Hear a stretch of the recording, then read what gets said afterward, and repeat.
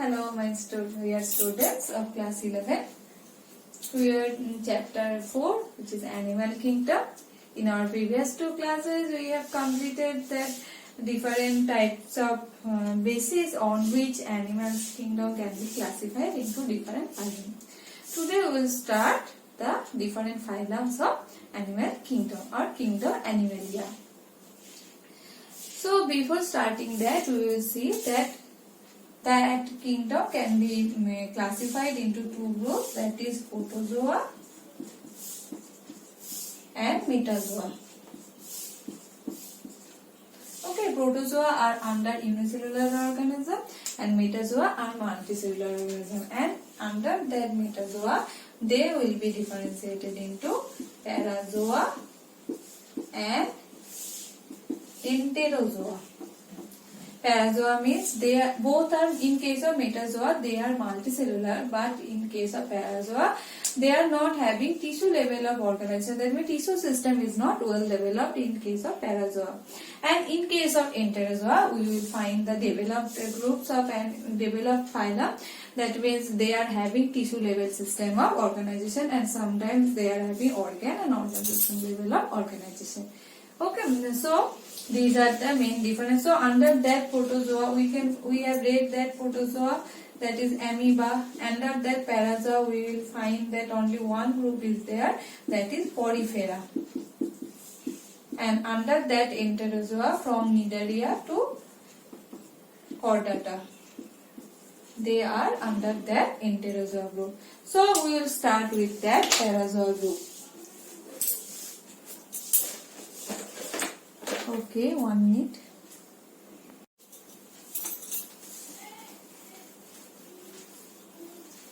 So we'll start with the phylum Porifera.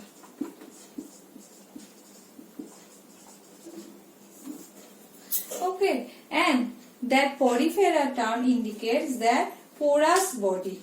Okay, pori means that term that they are having porous body. And that porifera means porous. Porous means pore, and fera means to carry. That means the animals which are carrying or pores are called as porifera. That means pore or porous body, they are called as porifera. Fera means to carry and porous means pore. So animals which are carrying pores are called as porifera. So they will see the different properties of porifera. So first we will see that the animals of this group are mostly marine. Okay, animals of this group are mostly marine, and only few are found in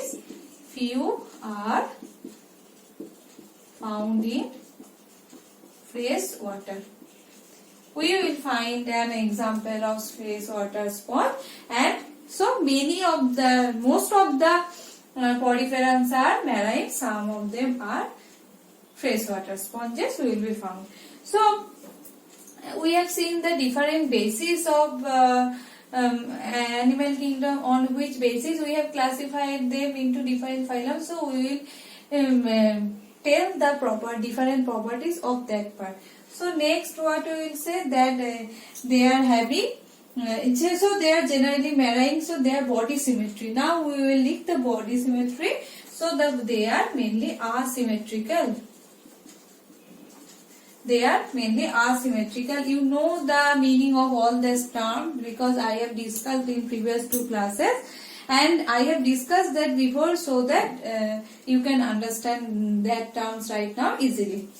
So it is asymmetrical, and they are usually multicellular, but they are having cellular level of body organization. That means they are having cellular level of body organization.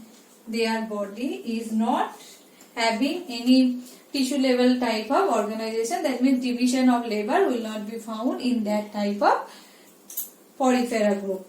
And next is they are having a special type of canal system. Oh, if we consider that if we consider that their special characteristics, they are having water transport system. So let me draw one example so that you will be able to understand.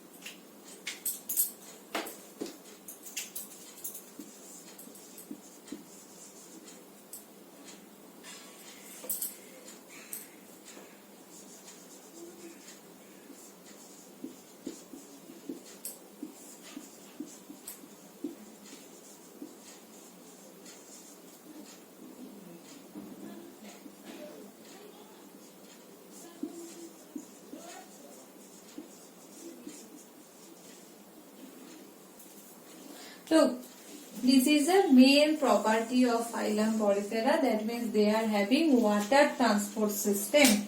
So, before explaining water transport system, I will show you the structure of one Porifera. This is a rough diagram. So, I have said that their body is porous. That means many pores are present inside their body. So, these pores are called as ostia and osculum. What are the names of that pores? Ostia and osculum. Ostia are very minute pores and osculum is a large size pore. So inside in the body of the sponges you will find many minute pores. So these are the openings. That means pores. Okay, not like that much of big. Just as I have told you that I have drawn a rough diagram. The size of the pores are very small. So these pores are called as ostia. So the body of the Porifera, there are many minute pores are present which is called as ostia, and the large sized pore is present which is called as osculum. And the large sized pore is present which is called as osculum, and inside their body there is a cavity which is called as spongiocele or body cavity. So with the help of that pores they are forming a water transport system. How? Because water is entering their body throughout these pores, these minute pores, ostia, and moving out of the body through this large sized pore which is called as osculum. So with the help of that ostia, so first water will enter through the ostia, then it will reach to the spongiocele, then it will go to the exterior through osculum. With the help of that, they are forming a water transport system. And what is the function of that water transport system? It helps in them in respiration, capturing food, drinking water. Okay. So what is the pathway of that water transport system? First water that will enter into ostia, then it will reach to spongiocele. After that it will move through the osculum and it will go to exterior or outside to the environment. So this is the water passing system. So what is the function of that water transport system? I am repeating, that is capturing food, respiratory exchange and removal of gases. And you will find that there are some special cells are present which are called as choanocytes, which are lined with that part in the spongiocele. A special type of cells which are present are called as choanocyte, and these choanocytes also helps in water transport system. How? Due to the continuous beating of that flagella of that choanocyte, the water will force back to through this pore, the osculum, and with that the water also inside there. So how does a choanocyte look like? Just see that diagram first.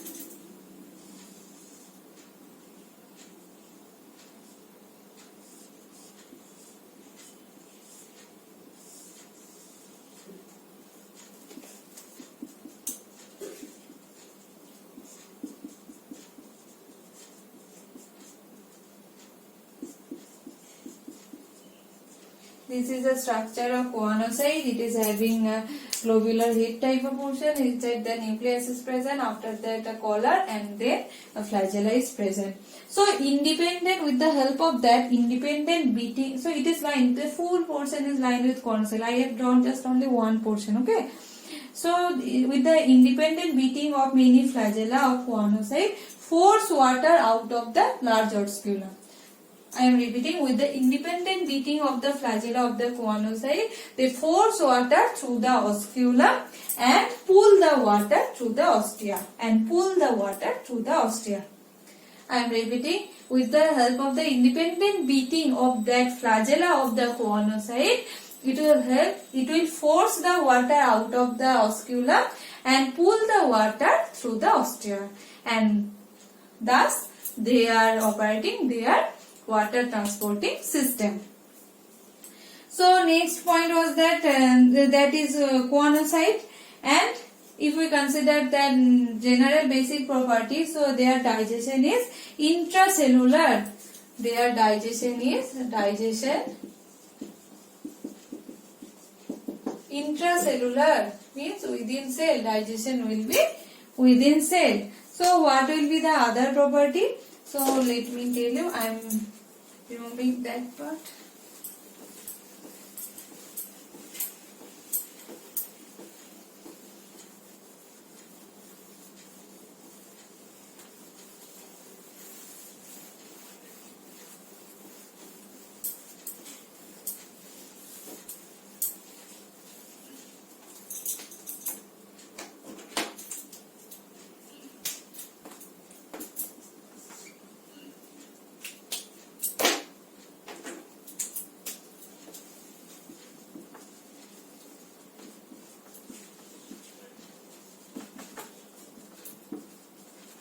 Their body skeleton is supported by a spicules and spongin fiber. So their body is supported by a skeleton. Their body of the sponges is supported by a skeleton which is made up of spicules or spongin fiber, which is made up of calcium or silica. Okay, so what are the names? That is spicules or spongin fiber.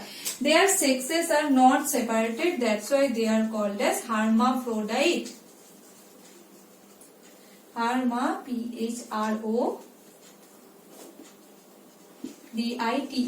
Sexes are not separated, that's why they are called as hermaphrodite. And their type of reproduction is they can show both sexual and asexual type of reproduction. Both asexual and sexual type of reproduction can be found. In case of asexual reproduction, they are doing that fragmentation or gametes formation, and in case of sexual reproduction, they are forming the gametes. So what is gamete? If you can find the structure, that is they are forming, sponges can form a structure which is called as gamules or gamma cup. It is like that. This is called as archaeocytes, and they are having a special type cell in that is called as internal budding. Okay, and internal budding, that is called as gamete, and they what they form, they attach to the substratum, they will form, and after that when it will be matured, this is the made up of totipotent cells. So from that portions will come out, and from that new sponges will be there. Okay, so this is the property of sponges, and next property is, and I have forgot to mention that their body, they are mainly diploblastic. Their body is made up of two layers, that is outer layer is called as pinacoderm and inner layer is called as choanoderm, and in between that inner pinacoderm and choanoderm a jelly-like substance, mesenchyme, is present. So they are diploblastic.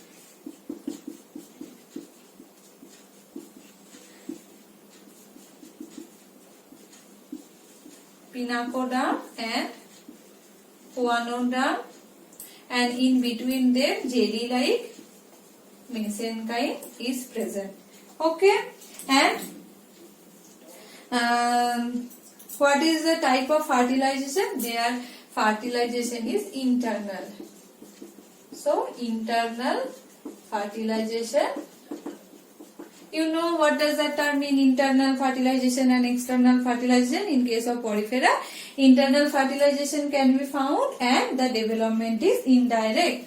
The development is indirect. That means the larval stage will be found. That means the young ones will not resemble the adult. Okay, so these are the main properties of sponges. Now we will see the examples of different sponges, that is cycon. Examples are cycon, and it is also called as Skypha, SYCON, cycon, and it is also called as Skypha. And you have to remember that name Spongilla, because it is a freshwater sponge. As I have mentioned that you have to remember marine and freshwater sponge. So cycon is a marine sponge. So I forgot to mention that the organism or animals of that group phylum porifera, they are commonly called as sponges. Their common name is sponge. Okay, so freshwater sponge, that is Spongilla, and marine sponge, that is cycon. And there is another example which is Euspongia, which is called as bath sponge. Okay, in previous time when there is no scrubber, so this time this Euspongia was people used it as scrubber. Okay, so that's why it is called as bath sponge. So this is all about phylum porifera. So next we will proceed to the next phylum, which is Nidaria or Colenterata.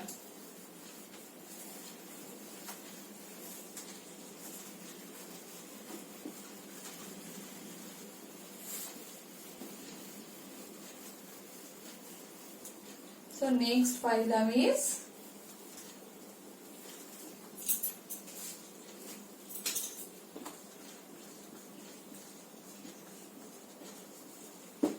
Colenterata. Previously it is called as Nidaria. Now we will see that property of that phylum. So that a nide means nettle. Okay. So that may be stinging type of bug.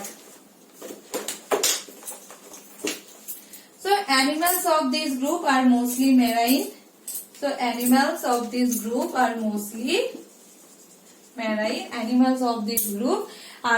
marine, and fewer freshwater forms also we can find.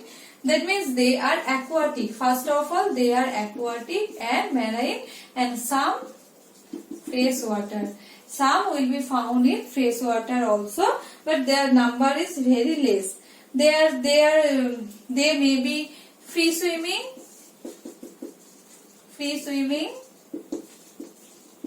or sessile. They may be free swimming or sessile, and they are radially symmetrical. They shows radial symmetry. Okay, so these are the some basic properties, and as I have told you that the nidaria is term derived from the nidoblast or nidocyte, which is the stinging part. Okay, what is that? That is nidocytes or nidoblast.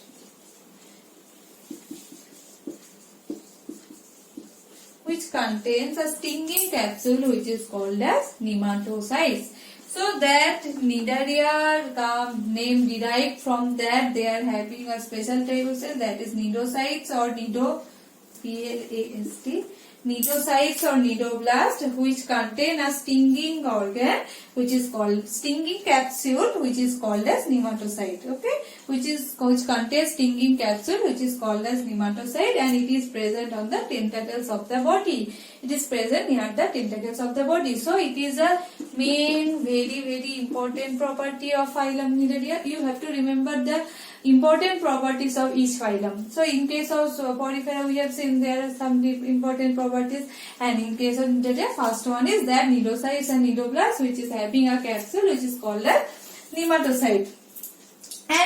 And what are the function of the nidoblast? It helps in encourage, defense and capturing prey. What are the function? That is encourage, defense, capturing prey,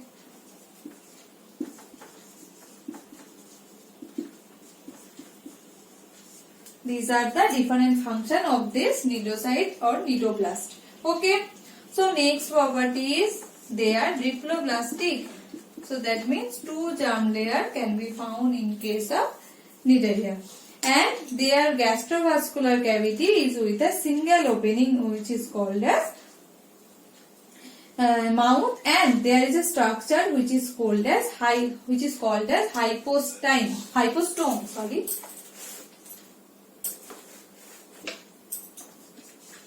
So there is another structure. So this type of they shows blind sac body plan. Blind sac.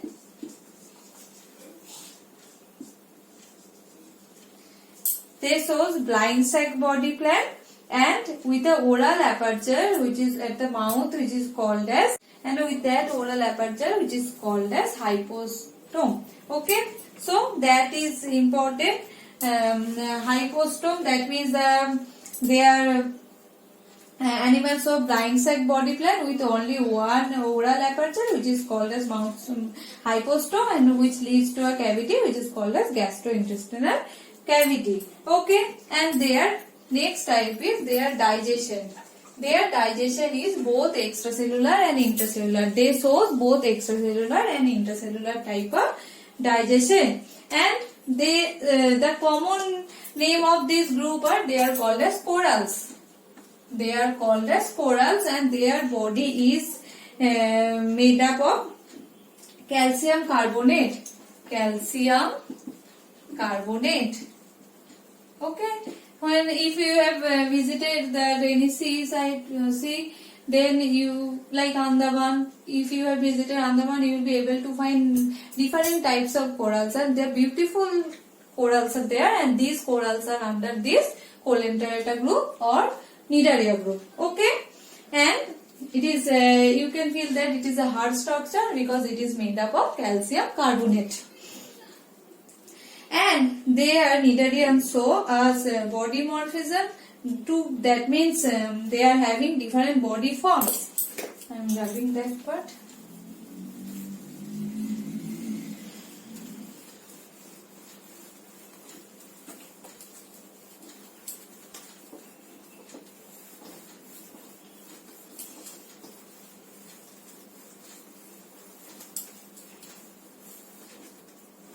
That is two forms are polyp and medusa.